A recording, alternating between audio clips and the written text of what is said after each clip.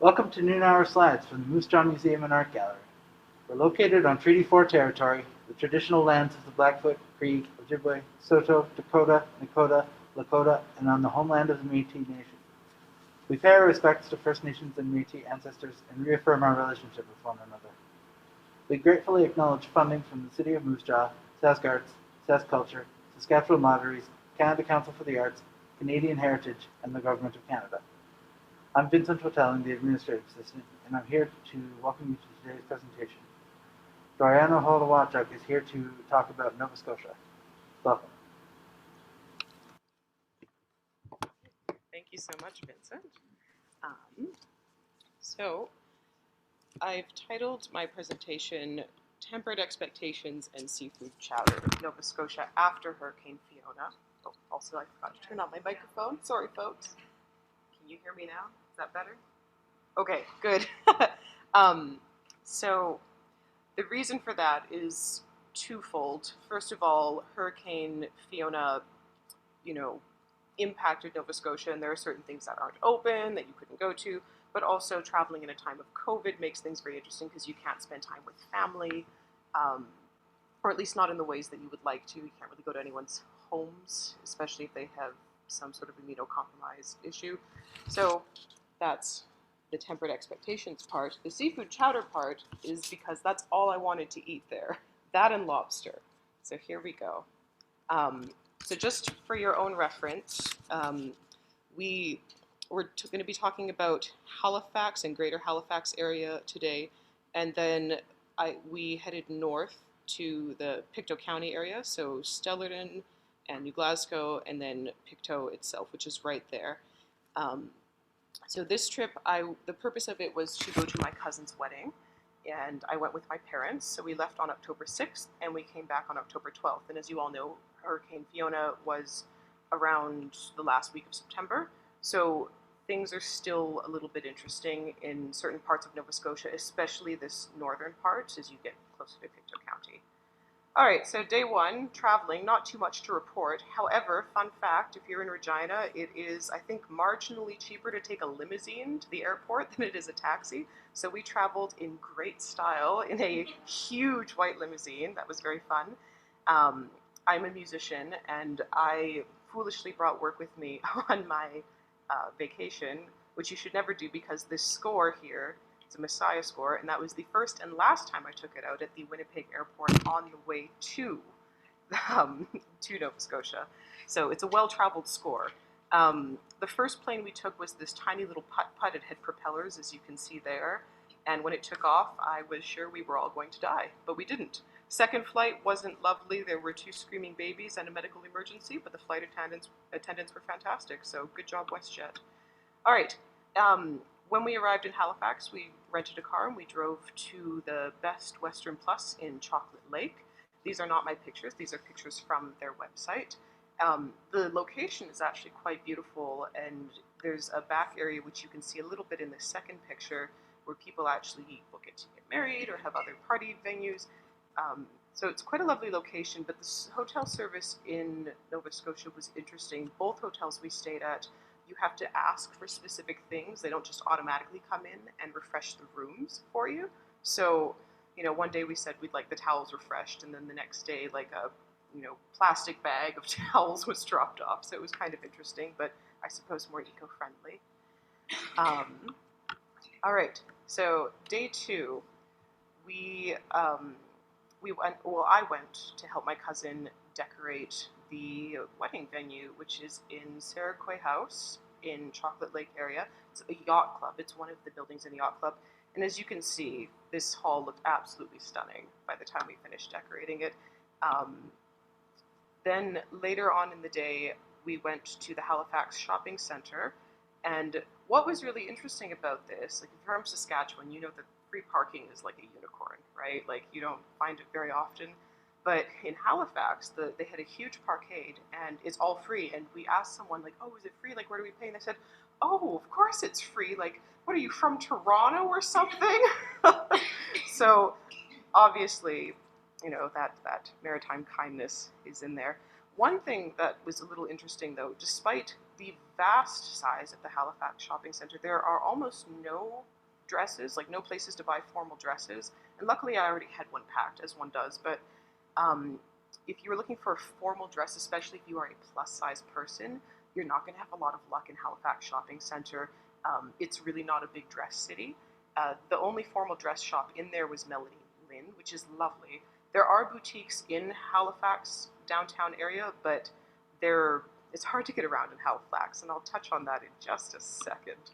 So day 3, we spent a little bit more time in Halifax, and then we went to the wedding. So this is a picture, a very sort of zoomed out picture of the Halifax Harbour. You can see those stacks. If you were to zoom in, they're the red and white stripes. And this is my absolutely gorgeous cousin Chelsea and her new husband John getting married at Saraquay House.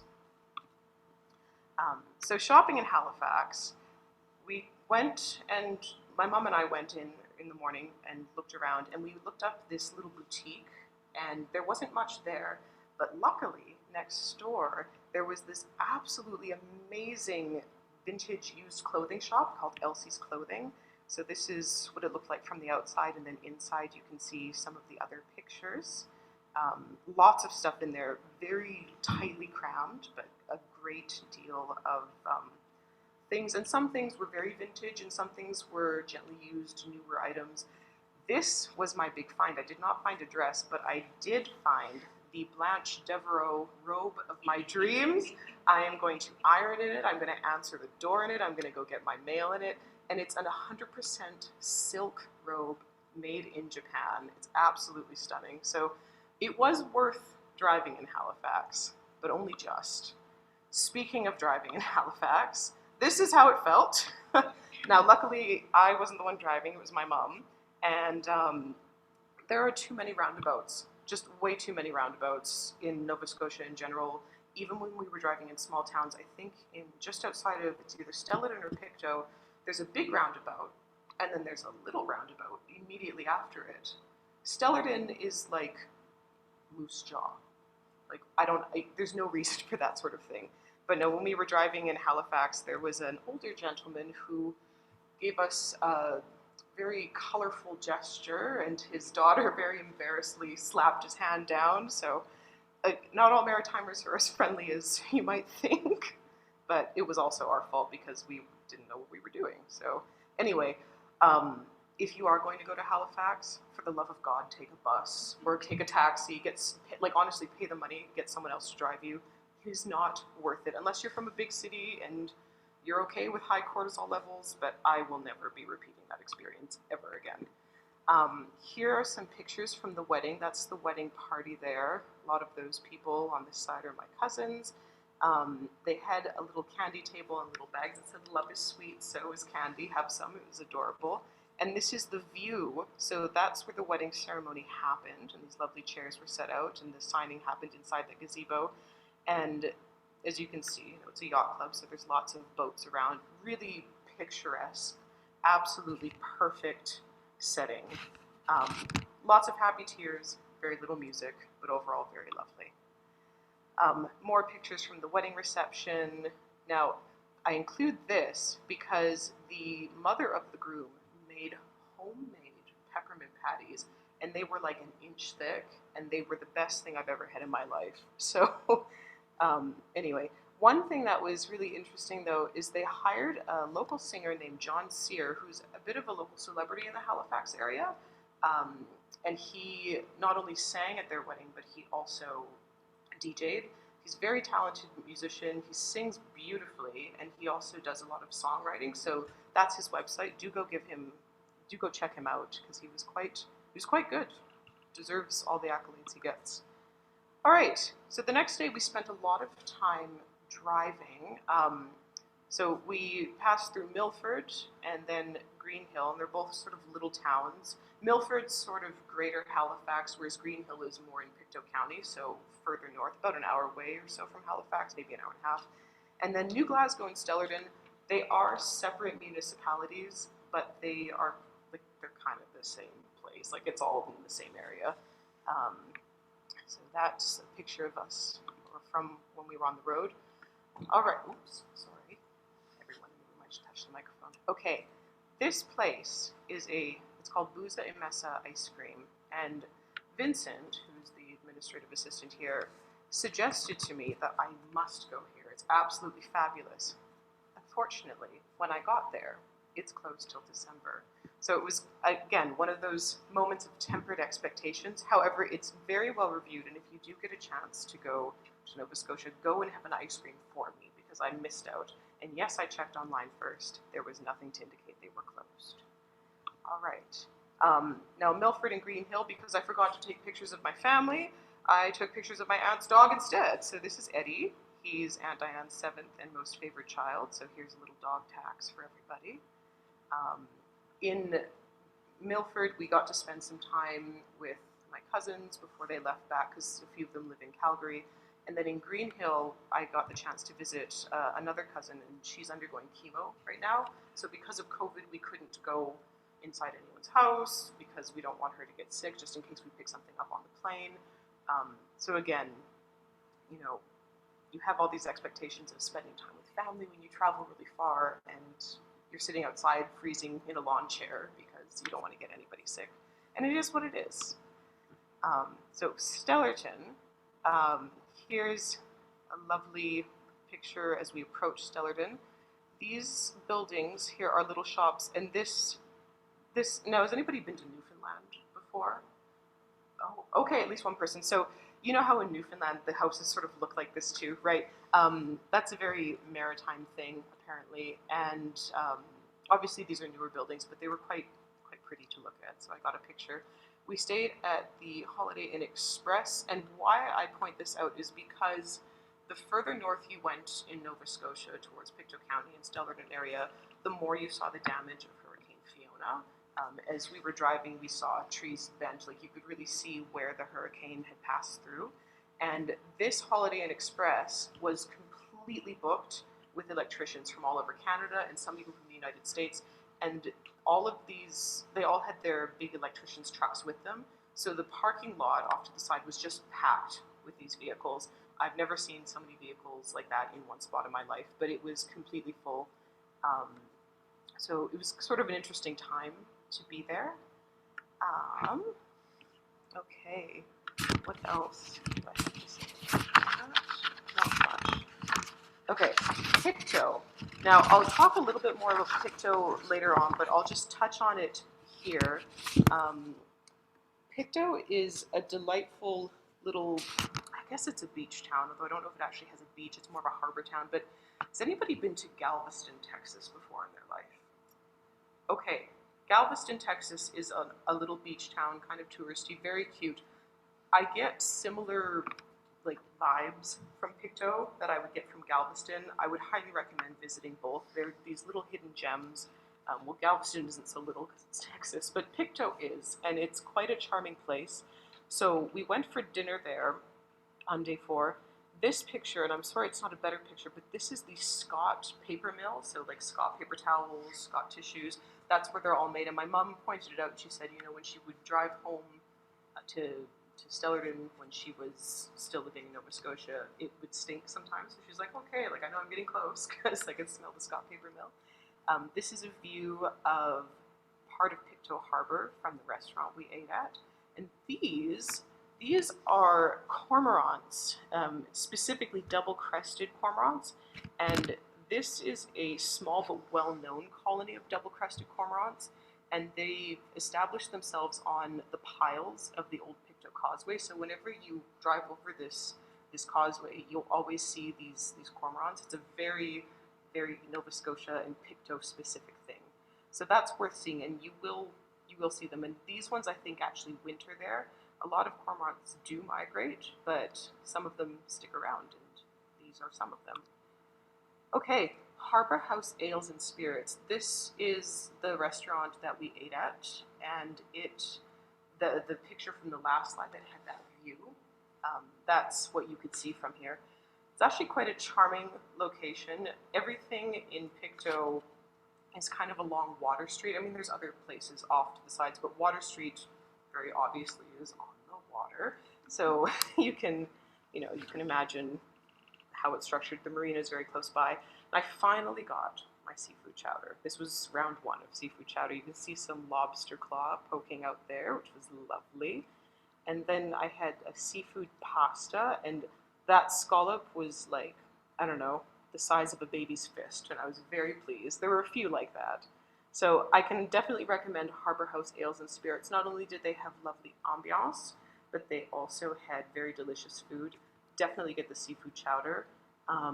There's also something I didn't get, but my cousin recommended the, I think, Parmesan encrusted haddock or cod. That's apparently very good. So anyway, moving along. So now we get into some of the hurricane damage. So this tree, you can tell how large it is, and you'll notice it's pulled up right by the roots. This was a common sight as we drove towards Pictou. It was a very common sight throughout Stellarton. And like, has anybody been to Stellarton, Nova Scotia at all? No. It's a small little town. Why would you have been there? It is quite charming. It's fairly easy to get around. There's not, well, there actually is more there than you would think. There's quite a few little museums, and there's one very big museum, which I will get to in a second. But seeing it kind of disheveled by this hurricane, and this is, you know, a week or two after this had actually happened, and they're still going through the cleanup process. Like, those electricians who are in that hotel are going to be there for a while, because if you look, here's, you know, all of this, like, there are trees cut up and piled in front of homes, and if you look closely, like, see how things are just broken. You can see where the hurricanes passed through. We went to the cemetery at one point to see some, oops, I don't know how to get rid of that thing. Anyway, we went to the cemetery to see some of our family's graves, and we saw shingles in the grass several times. That was one of them. You can't see it too well on the slide, but there it is. One thing that struck me, though, is Nova Scotians have a fairly good sense of humor in general, or generally they just are very good-natured. So if you look in this picture, somebody has built a little sort of scarecrow man out of the wood here, because, you know, may as well make the best of a bad situation. So there's the little face and the arms and the legs. But yeah, it's interesting because you see all of these beautiful homes, very well tended to homes, very meticulously cared for homes, and then just this mess of trees everywhere. So it was kind of a bizarre juxtaposition. And that was the whole town. Now, this is my Uncle Keith's garden, and he'd probably be upset with me for showing it to you like this, because in his own words, he said, you know, for the past 20 years, I've been working on this garden, and it was so beautiful, and now it's just wrecked.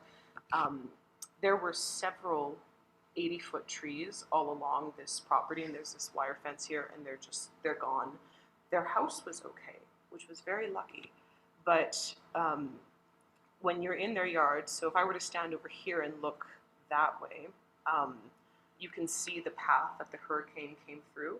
Because if you look at this tree, one side is very okay, and the other side is very gone, right? So you can see where the hurricane just whipped through. Now, this tree was almost 2 feet in diameter. It was absolutely huge and just taken out completely. I think this was one of the trees that some workmen had flipped back into the soil just for safety, but these were also pulled up by their roots, like that evergreen tree in that that slide a few slides previously. And you can see the fence is completely wrecked, and then there's a neighbor's fence there, which is sort of dilapidated. Yeah, so here's more footage of that. So again, just seeing the juxtaposition of the damage with all of these very carefully, you know, manicured homes. It was sad. It was a little bit upsetting, but luckily they were all okay. Because life is interesting and the world is small, a few years ago I was at a conference and I met someone, a fellow singer, who, as we were talking, she said, "Oh my gosh, I think I know who your aunt and uncle are. My parents, I grew up living across the street from them." And sure enough, you know, I got to visit with her. This was back in 2018. So when I was at my aunt and uncle's house, I sort of texted her and said hello. And she lives in PEI now. And she said, and this was on, I think, October 10th, 9th or 10th, that I texted her. And she said, I'm in PEI and we just got power back like today or the day before, and that's been a couple weeks. So that's the situation there. It's pretty grave. So Thanksgiving dinner. So before we get to this Blue Lobster, which is delightful, again with COVID, couldn't really have Thanksgiving dinner with family. So we ended up going to the park, sitting outside again in the cold on like park benches, eating Tim Hortons muffins. But then my parents and I decided, well, we should go get real food. So this is really worth going to. It's quite new. Blue Lobster Public House is surprisingly trendy for Stellar in Nova Scotia, but absolutely worth a visit. It's this adorable venue. Well, I shouldn't say adorable, it's not actually small, it's quite big. There's a substantial outdoor seating area that's not in use now because it's getting colder, but this place is affiliated with the Nova Scotia, what is it called? I'll get to it on the next slide, but there's basically it's a distillery, and they make their own vodka seltzers, and they make gin and vodka and rum, so things like that, and I think some beers too. But it's newly renovated. They have lots of merchandise that you can buy, both clothing and otherwise. But highly recommend going to that. It was really enjoyable. Oh, Nova Scotia Spirit Co. And I've included this little snapshot from their website. I won't read the whole thing, but the branding for this company that they established in 2015 is from an early advertisement, and it reads, "Commercial lobster fisherman from Ballantines Cove, Antigonish County, is looking to hire a fisherman's helper for the summer. Basic requirements: sober, alert, and willing to learn." So that is the foundation of the branding for this place. And their gin is called Willing to Learn. Their I think their vodka is called Fisherman's Helper, either that or the rum. But anyway, here are some pictures of what I had. I had round 2 seafood chowder, which was also very good. It had mussels on it. It had some watercress. And this is actually a half order. My mom and I split one because we thought, well, we're getting lobster rolls. We know what's coming, so let's not go too hard. But the full order would have had, I think, 5 mussels, so ours had 2 or 3. And then the biscuit, honestly, that was one of the best parts. It was this fresh, still warm, homemade biscuit. Absolutely recommend it. And then here, I got, it's a vodka seltzer, but it's the Blue Lobster brand. Does anybody remember those rocket popsicles with the blue and the white and the red? Maybe not to your taste, but they're so good. They're very much a nostalgic thing for me as I grew up in the 90s. And that's what that tastes like, so it's quite good. And if they ever get them in Saskatchewan, buy a case of them. They also had very good cocktails. My mom got a Virgin Caesar that was absolutely delicious, probably one of the best Caesars I've ever tried. And then here is the beautiful lobster roll, and then the mac and cheese, which was scrumptious. I will say though, just because I'm from Saskatchewan doesn't mean I don't know my seafood. This lobster roll was cut with pollock, the fake crab meat. I could tell by the shape and the taste, but there was enough real lobster in it. You could see big chunks of the claws, but I wasn't mad about it. So anyway, I would still recommend going there. It's definitely worth going just for the mood. I think it would be a wonderful place to go in the summer, especially if you wanted to sit outside, because those little picnic tables have a little fire pit in the middle. Quite cute. And again, surprisingly trendy.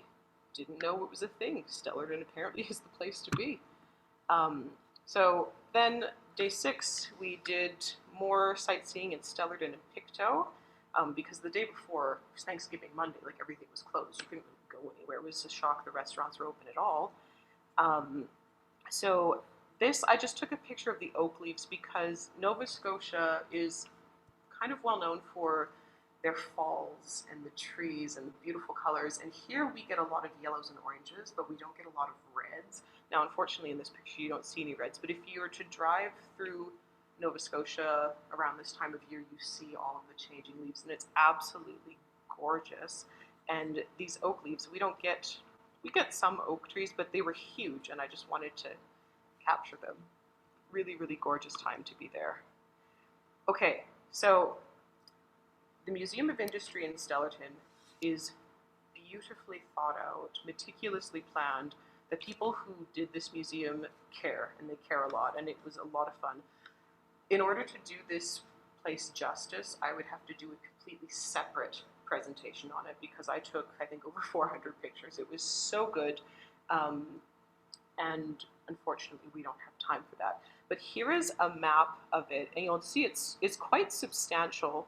Um, yeah, and you go in. Where do you go in? You go in from here, and you sort of snake your way through, and then there's a large area with these sort of larger replicas, and then you get back out. Now, on the second floor, there is an exhibit on coal mining in Nova Scotia, which you can tell it's a little bit older than the newer stuff, but it's still very worthwhile, and that's a huge part of Nova Scotia's history. I myself am descended from a coal miner. My grandfather, Dave Melanson, was a coal miner. He started in the mines when he was 13, which is not acceptable by today's standards, but sometimes we forget how different our society is and the different standards for working, and it's good to look back and be grateful for the people who've come before you to help you be where you are today. So if you have a chance to ever go to this, do go, but make sure you get to the second floor to see the coal mining exhibit as well. Very, very important. Okay, we spent about 2.5, almost 3 hours here. Like, it's huge. It's huge, and there's a lot of stuff. I have a ton of pictures, but I didn't put them in this PowerPoint because, again, we would be here till 5 p.m. So here, unfortunately, we can't read that, but if you look up the PowerPoint later, you can. But just a little preamble about the working class in Nova Scotia. This is a replica of Samson. I think it was one of the first steam engines in Nova Scotia, if not the first, and that's a little wooden diorama, or not diorama, like a wooden person thing. It's of the conductor of it, whose name I unfortunately forget. I'm so sorry. But one thing that was wonderful about this museum is they had these little wooden, not little, they're life-size wooden characters, and they're all throughout, and there's always a plaque like this telling you sort of an overview of whatever you're looking at, and then there might be, if it's a mechanical thing, there'll be another plaque telling you the sort of specifics of it, like really technical specifics, and then there'll be another plaque that has the description, or a little write-up in character from these sort of wooden cutouts, like they're people. So they're taking into account the anthropological aspect, people's stories, and there's it just gives you a different perspective. You're not just looking at things; you're looking at people's experiences of the things. It was very humanized and very beautifully thought out. This area was really interesting. So you'll notice there's lots of quilts and crocheting and all kinds of things like that. On these tables, there were patterns for everything you see in there, which I grabbed for myself, because why not?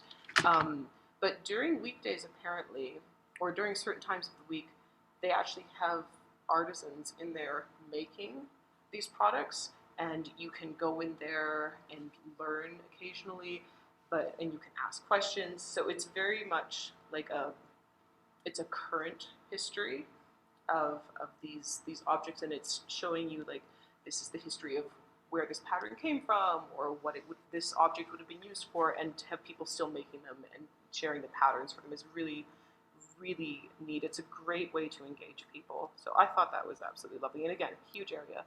I included this picture because this is what my grandpa would have done. Maybe not quite when he was 13, but certainly as a coal miner as he got a little bit older. This was the kind of thing he did, and just crawling through tunnels, and it's hot and it's hard to breathe because it's so dirty. Yeah, it's humbling. Okay, some more stuff. You see different locomotives here. There was a huge book that went with this.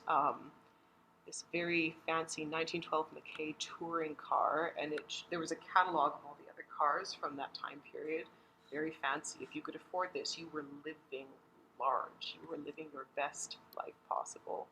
And this is interesting because I think it was could operate on its own with steam, but also had horses. There was a whole section on glassware, and to be clear, like, there was a wall of it, at least. But this was very interesting to me because they're all cut from the same, or pressed rather, from the same mold, but it's the this, what do they say here? Their different shapes demonstrate the skill of the crimper who bent the shapes of the rims while the glass pieces were still hot. So it just shows you the creativity involved in this, but also the ingenuity and, you know, the idea of repurposing something for multiple uses. Because, you know, we have a cake tray and maybe a candy dish and some other little things. Anyway, moving on, here's a silly picture of me in a big train, and yes, I did ring the bell, much to the chagrin of every other adult in the museum, I'm sure. But I wasn't the only one, so I didn't mind. This was fun too. In this section about glassware, there's something called whimsies, which is exactly what it sounds like. So I'll just read this right up because I think it's worth reading. So glassworkers were proud of their skill and liked to demonstrate it by making light-hearted objects called whimsies. Glass canes, hammers, and chains such as these were purely decorative and were made by the workers on their own time. Learning to make whimsies served as an opportunity to enhance skills or to train apprentices in glass blowing. So all of these things are completely useless. This is a glass hammer, right? You're not going to use it, but it demonstrates considerable skill that you could make it. This was, it looks like a rope almost. It's just a pile of squigglies in glass. And then there's a beautiful glass cane here.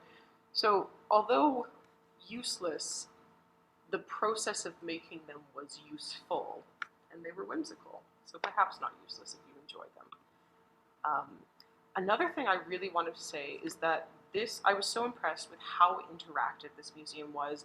It was extremely kid-friendly, or, I mean, if you're an adult who just is a fun person, also very friendly for you. They had their online branding on the floor throughout, so you could sort of, if you wanted to, you could post or check in or whatever.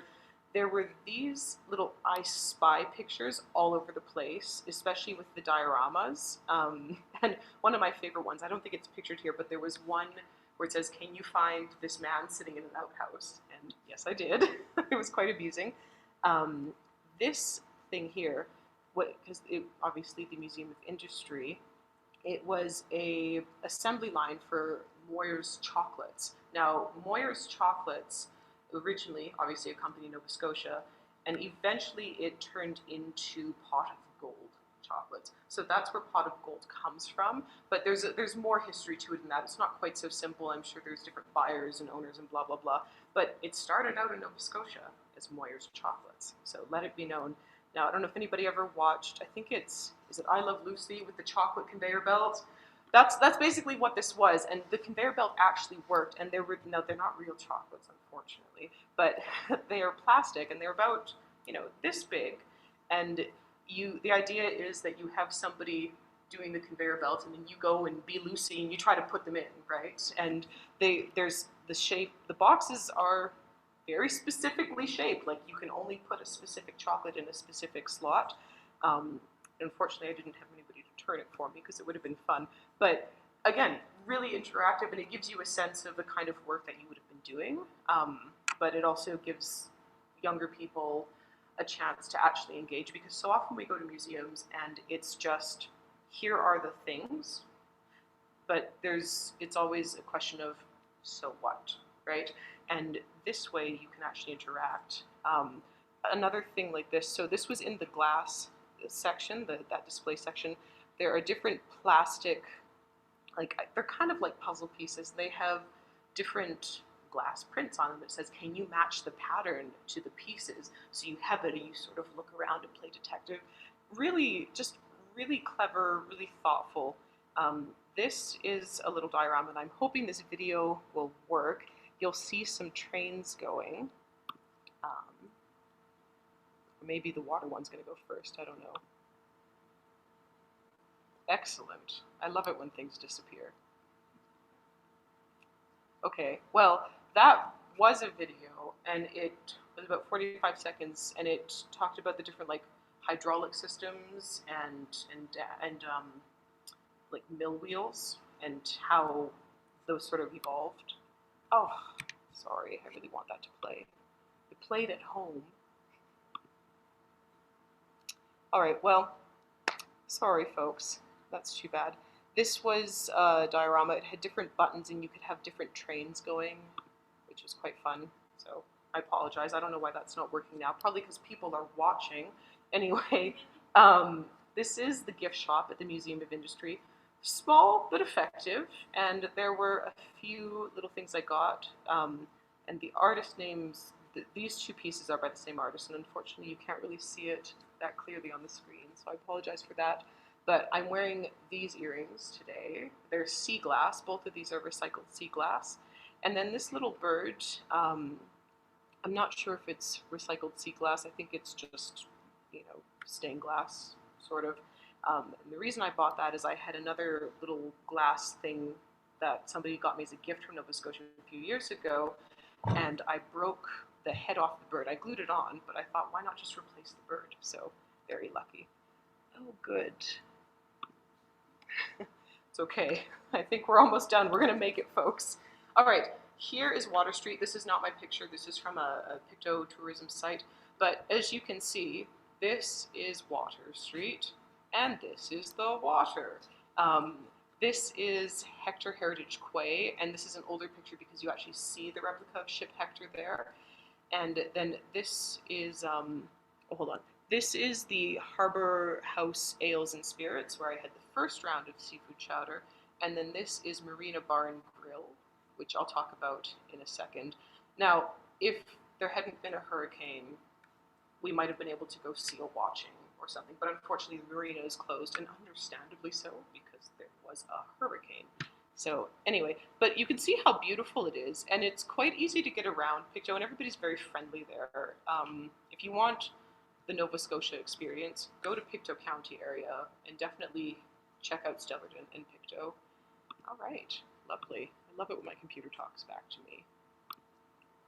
Oh dear.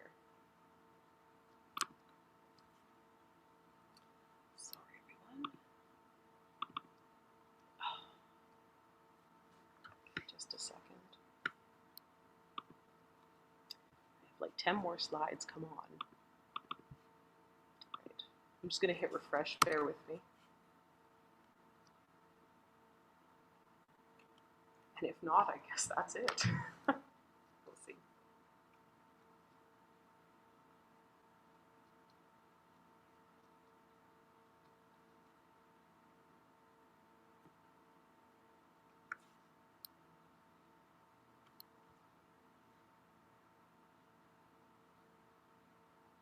So sorry about this.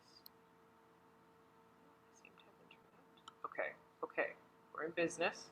I think we were slide 33. Excellent. All right, so because we spent so much time at the Museum of Industry in Stellarton, which, by the way, Stellarton's like a 15-minute drive from Pictou, so it's all, like, Pictou County is the larger, like, that's, the main area, and there's all these little sort of towns. You could think of them as townships, I suppose, but they're all very close together. It's not close to Halifax, but everything in Pictou County, like Truro, Stellarton, New Glasgow, Pictou, it's all in the same area. So because we spent so much time at the Museum of Industry, we got to Water Street by like 3:30, 4 o'clock, and things kind of close at 4:30 or 5. So it was a very fast shopping trip, but it yielded some good things.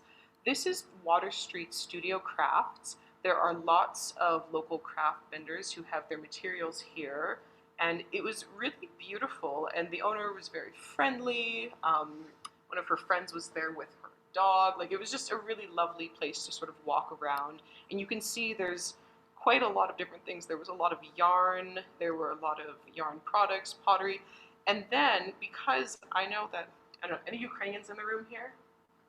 Oh, really? Oh, I'm shocked. Okay, well, I'm the only one.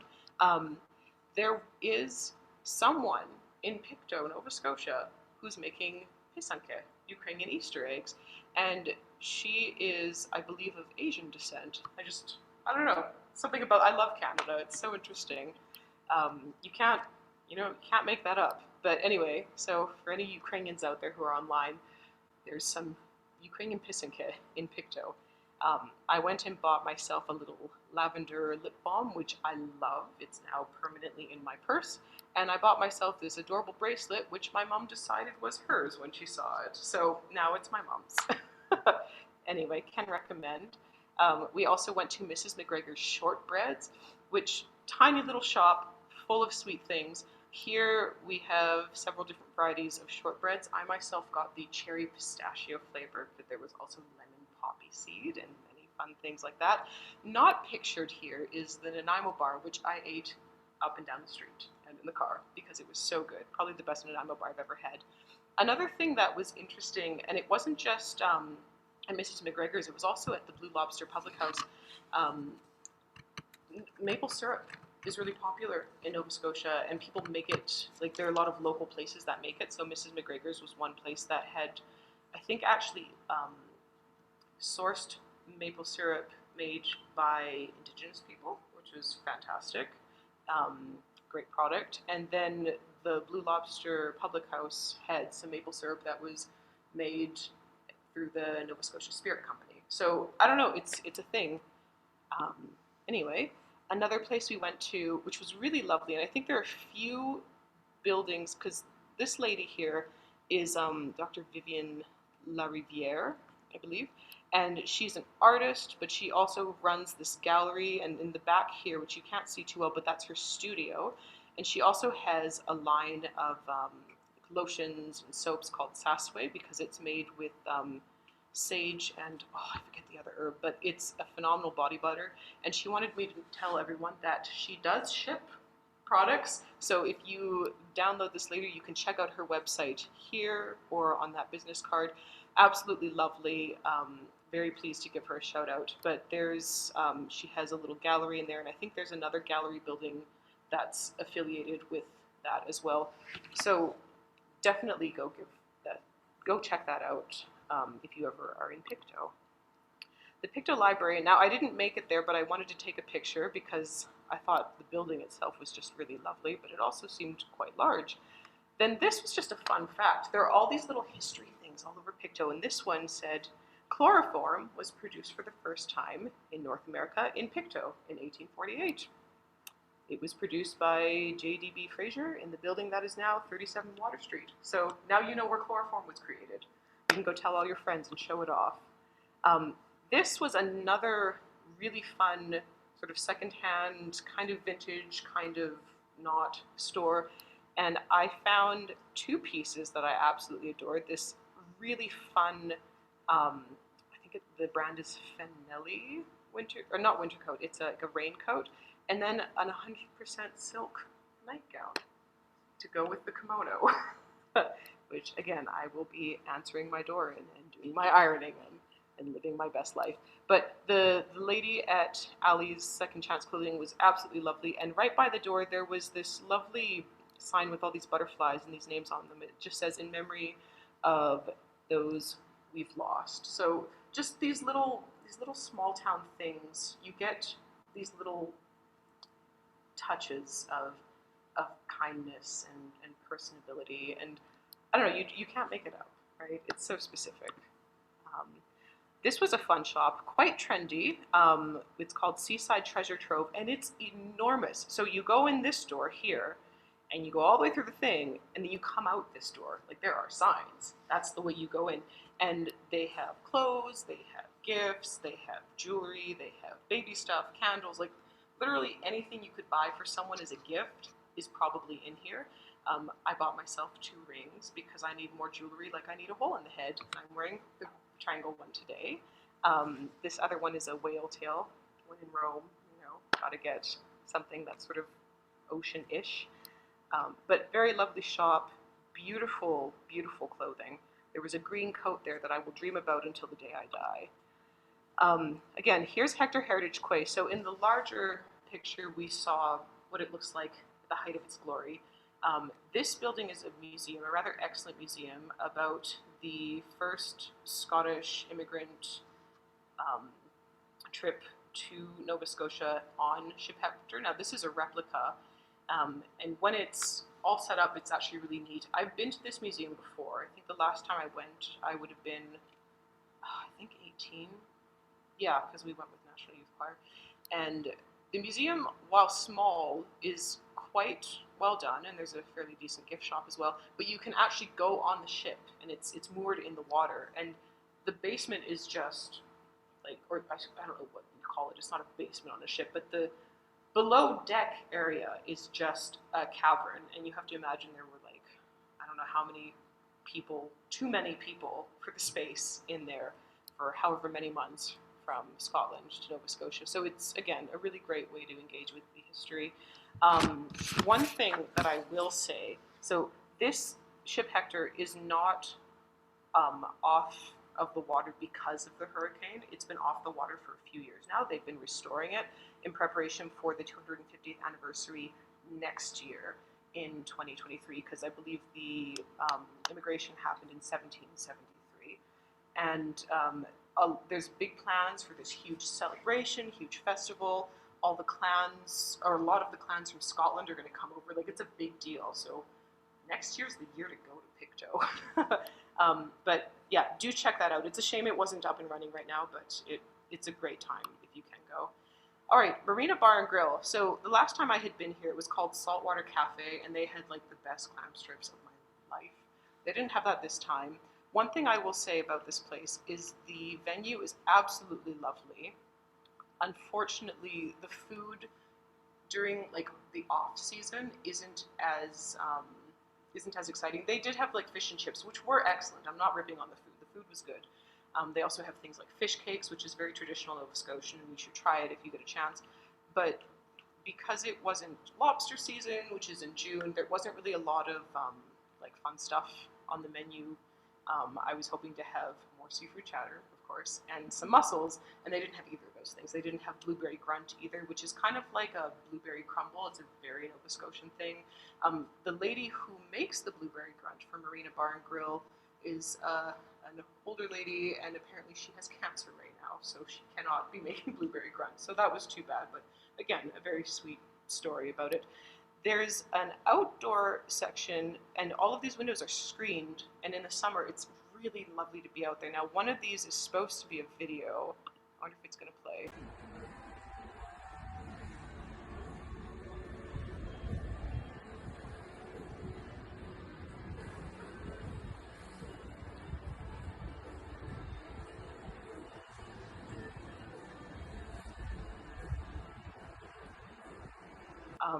When I was on my way out from the Marina Bar and Grill, there was an older gentleman there who worked there who kind of pulled me aside and said, "Oh, I noticed you were looking at this painting. This is a painting of Ship Hector. It's called The Storm, and it's by a local artist in Pictou named David McIntosh. It's an oil painting, and they actually have the original of it just in the Marina Bar and Grill over the hearth." And he was talking to me about it and telling me about it. He said, we're really, he was just so pleased that I was interest, because I had mentioned I was going to do a presentation. So there's a lot of pride. Oh, badly.